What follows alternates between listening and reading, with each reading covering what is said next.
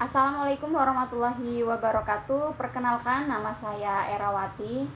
Di sini saya mahasiswa Universitas Bengkulu dengan NIM A2A023005, program studi Pascasarjana Bahasa Indonesia. Di sini saya akan mencari tahu nilai uji validitas dan reliabilitas dari soal pilihan ganda, teman-teman ya, untuk memenuhi persyaratan mata kuliah statistik pendidikan yang diampu oleh Bapak Dr. Normanza SPD MPD. Baiklah teman-teman, sebelum kita menguji validitas dan reliabilitas, kita akan memasuki aplikasi Excel terlebih dahulu ya teman-teman. Seperti ini bisa teman-teman lihat, kita sudah masuk ke aplikasi Excel. Kemudian teman-teman ketikkan berapa responden yang akan teman-teman teliti, kemudian soal apa yang akan teman-teman valid, apakah soal pilihan ganda atau soal esai. Tapi di sini saya sudah mengetikkan nilai respondennya. Nilai responden atau jumlah responden yang akan saya teliti yaitu berjumlah 25 responden. Nah, bisa teman-teman lihat ini dari nomor 1, angka 1 sampai ke 25. Jadi jumlah responden yang saya teliti yaitu 25 orang, sedangkan soal yang akan saya validasi yaitu soal berupa soal pilihan ganda yang berjumlah 10 soal. Ini teman-teman bisa lihat ya, ada 10 soal. Ini ada 1, 2, 3, 4, 5, 6, 7, 8, 9, 10. Kemudian di sini kenapa ada angka 0 dan angka 1, teman-teman? Ini saya jelaskan dulu ya. Ini maksud dari angka 0 ini berarti artinya yaitu siswa atau murid menjawab pertanyaan tetapi jawabannya salah. Tetapi kalau nilai 1 ini siswa menjawab pertanyaan kemudian jawabannya benar. Nah, dituliskan angka 1 seperti itu teman-teman ya. Kemudian setelah kita telah menulis atau mengetik nilai dari soal pilihan ganda, kemudian berapa respondennya, selanjutnya kita akan memasuki aplikasi SPSS ya teman-teman. Nah, teman-teman bisa lihat di aplikasi SPSS ini ada dua tampilan input, yaitu ada input data view dan ada variable view ya teman-teman.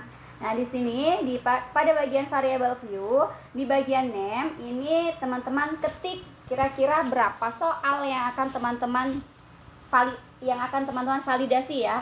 Di sini karena soalnya ada 10, makanya saya akan mengetik soal 1 sampai soal 10 seperti ini teman-teman ya. Soal 1, soal 2, kemudian soal 3, soal 3, soal 4, soal 5, soal 6, soal 6, kemudian soal 7, soal 8, soal 9, dan soal 10 yang terakhir. Kemudian saya ketik jumlah atau totalnya. Kemudian keluarlah angka desimalnya ya.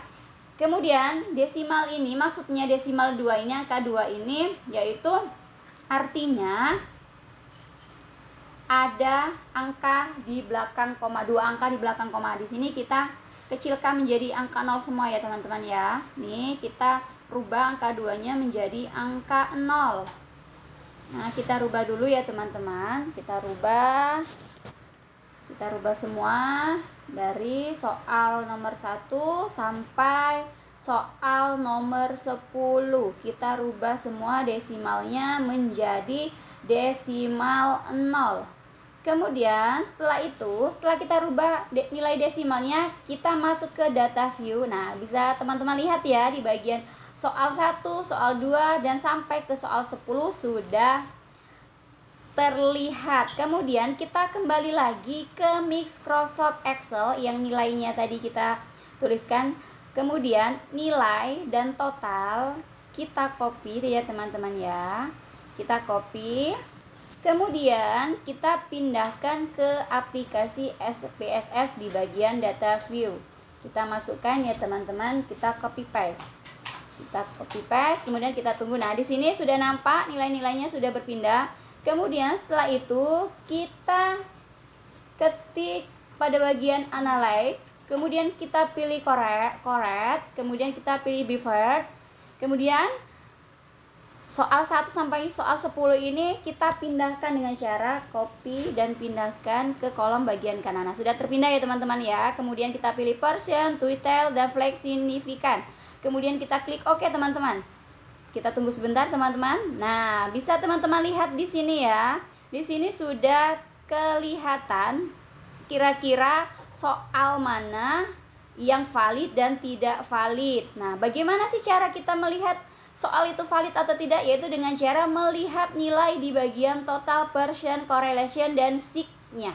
Nah, kalian teman-teman bisa lihat di bagian portion, correlation, dan seek-nya ya teman-teman. Nah, di sini karena saya sudah memindahkan nilai portion, correlation, dan seek-nya ke dalam Microsoft Word. Nah, seperti ini teman-teman ya. Jadi yang dipindahkan tuh hanya nilai bagian total, bagian portion, correlation, dan nilai seek-nya. Di sini untuk menentukan kira-kira soal mana yang valid dan tidak valid, dan seperti apa interpretasi nilai validasinya ya teman-teman ya. Nah, baiklah, kita akan bahas ya teman-teman ya. Di bagian nomor soal 1 ini kita lihat di bagian nilai seek-nya ya. Jika nilai seek lebih kecil dari 0,005, jadi instrumen soal tersebut dapat dikatakan valid. Nah, jadi kunci utamanya di bagian nilai seek-nya ya teman-teman. Jika nilai seek-nya lebih kecil dari nilai 0,005 berarti soalnya valid. Tapi kalau lebih besar berarti soalnya tidak valid. Nah, kita lihat, kita cek terlebih dahulu ya teman-teman. Nilai seek-nya di bagian nomor soal 1 yaitu nilai seek-nya 0,000. Berarti dia dikatakan lebih kecil dari nilai seek yang berjumlah 0,005. Jadi kesimpulannya soal nomor 1 valid. Nah, begitu juga dengan soal-soal yang berikutnya. Kita lihat di bagian nilai seek-nya ya teman-teman untuk menentukan valid atau tidaknya soal. Kemudian bagaimana cara kita mencari tahu interpretasinya? Dia masuk ke kategori sangat tinggi, tinggi atau cukup. Kita lihat di bagian nilai portion correlation-nya ya teman-teman. Ini bisa teman-teman lihat di bagian portion correlation-nya ini. Nomor soal 1, dia portion correlation-nya yaitu 0,878. Nah, di sini ada kategorinya ya untuk melihat ukurannya. 0,878 ini masuk ke dalam kategori sangat tinggi. Jadi interpretasinya dituliskan sangat tinggi ya teman-teman. Nah, begitu juga dengan nomor soal selanjutnya. Jadi, saya ulangi lagi. Bagaimana cara melihat apakah soal itu valid atau tidak? Kita lihat di bagian nilai seek-nya ya teman-teman. Nilai seek ini kita lihat, kemudian kita ukur dengan menggunakan ini ya teman-teman ya. Kemudian bagaimana cara kita mencari tahu interpretasinya? Kita lihat di bagian nilai portion correlation-nya ya teman-teman ya. Sudah paham ya teman-teman ya? Kemudian setelah kita sudah mengetahui nilai soal mana yang valid dan tidak valid, kemudian kita akan menentukan kira-kira soalnya itu reliable atau tidak, yaitu dengan cara kita masuk lagi ke data SPSS di bagian data view, kemudian kita ketik kembali di bagian analyze, kemudian di bagian skill, dan kita ketik di bagian reliability analysis. Kita ketik, kita pindahkan juga, kita copy, kita pindahkan ke kolom bagian kanan, bagian alpha, kita oke. Nah, ini sudah keluar ya teman-teman ya, nilai correlation-nya ya teman-teman ya. Nah, ini bagian validasi tadi. Ini nilainya ya teman-teman ya. Nah, nilai bagian reliability statistiknya dia nilainya 0,749. Nah, di sini saya sudah mengetikkan juga di bagian Word tadi ukurannya, yaitu untuk melihat apakah nilainya reliable atau tidak, yaitu dengan cara kita harus mengetahui tolak ukurnya terlebih dahulu ya teman-teman, yaitu menurut Hale and Twyer bahwasannya jika R hitung lebih kecil dari 0,07 berarti tidak reliable. Diingat-ingat ya teman-teman ya.